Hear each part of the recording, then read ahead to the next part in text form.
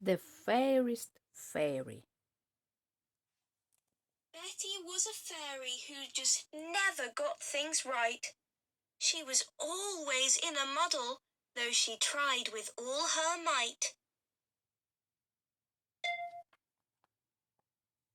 And when she went to fairy school, she did her very best.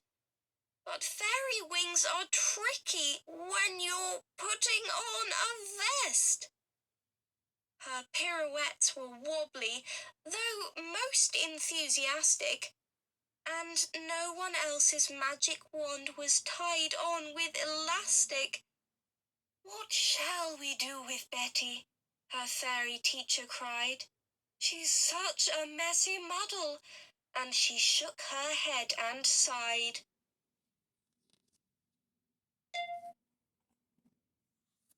One day, Miss Petal clapped her hands.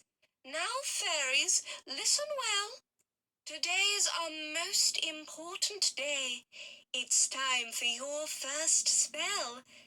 The first thing that a fairy learns is lots and lots of fun. Let's scatter all the dewdrops so they sparkle in the sun." "The other fairies get it right," said Betty, feeling sad. "My dewdrops just make puddles as my sprinkling is so bad."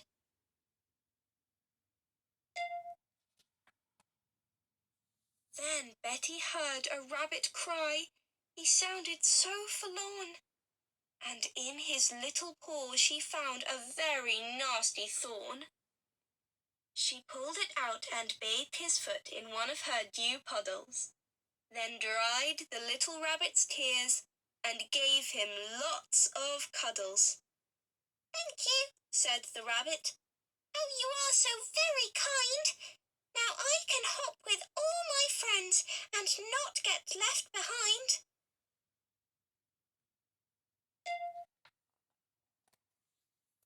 That day at school, the fairies learned a second special power. Miss Petal taught them morning spells to wake up every flower. The other fairies waved their wands, and each bud opened up.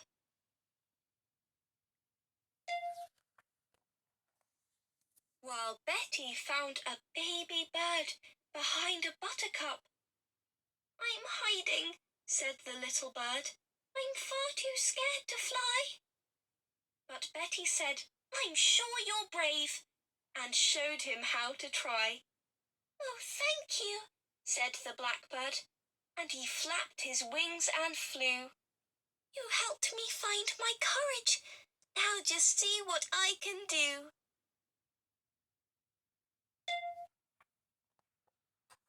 Just then, the rain came pouring down from dark clouds overhead. "It's time to paint some rainbows now," Miss Petal quickly said. But Betty's flying was so slow, she started very late. She had to rush her rainbow, and it got in quite a state. Betty felt so glum she crept away into the flowers. But then she heard a voice that said, "I've been stuck here for hours. My laces are all tangled up. I don't know what to do." "I'll work it out," said Betty. "I'll soon untangle you." "Oh, thank you," said the butterfly. "It's very clear to me that you're the cleverest fairy I could ever hope to see." All week, the fairies practiced waking flowers, sprinkling dew, and painting pretty rainbows with red and green and blue. But little messy Betty had a broken-hearted cry. "I'm always in a muddle, even though I try and try." Each year the fairy king and queen arranged a fairy ball and chose from all the fairy schools the fairiest of them all. But Betty whispered to her friends, "I can't do anything. I just can't do spells well enough to show the Queen and King. I have to scatter dewdrops, but my sprinkling is no good. And I can't wake up the flowers as a fairy really should. My rainbows are too wibbly and all messy at the ends." "Oh, please don't worry, Betty. We can help you," said her friends. First Rabbit had a bright idea. "Now, Betty, hold on tight. We'll scatter all the dewdrops as I skip from left to right." "Bravo, bravo!" the King exclaimed. "Well done," agreed the Queen. "This is the sparkliest dewdrop dance that we have ever seen." "Oh, thank you, Rabbit," Betty said, "for such a happy dance. Without your lovely leaps and bounds, I didn't have a chance." Then Blackbird said, "To wake the flowers, just listen to my song. I'll teach you how to whistle it. It won't take very long." "Oh, Betty," said the King and Queen, "you whistle like a bird. We think your waking up tune is the loveliest we've heard."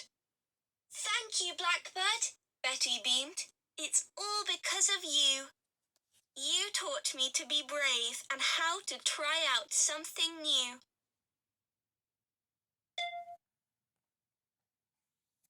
For painting rainbows, Butterfly knew just the thing to do. "Just match the colours on my wings, from red and green to blue." "How beautiful!" the Queen exclaimed. "It's lovely," smiled the King. "Your rainbow's truly wonderful, a really gorgeous thing." Betty blushed and thanked her friend, a bright smile on her face. "Look, every single colour's in exactly the right place." The King said, "Fairies, gather round. It's time to give the prize. And when you find out who has won, it might be a surprise." "It's Betty," said the Queen. "She is so clever, brave and kind. She is the fairiest fairy we could ever hope to find." "Oh, thank you," Betty said. "The one who's most surprised is me. I couldn't do a single thing without my friends, you see."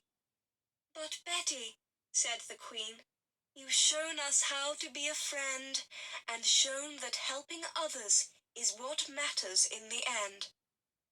Then Betty gave a hug to Rabbit, Bird and Butterfly, and all the other fairies cheered till Betty felt quite shy. And everyone was happy at the Royal Fairy Ball. They all agreed that Betty was the fairiest of them all.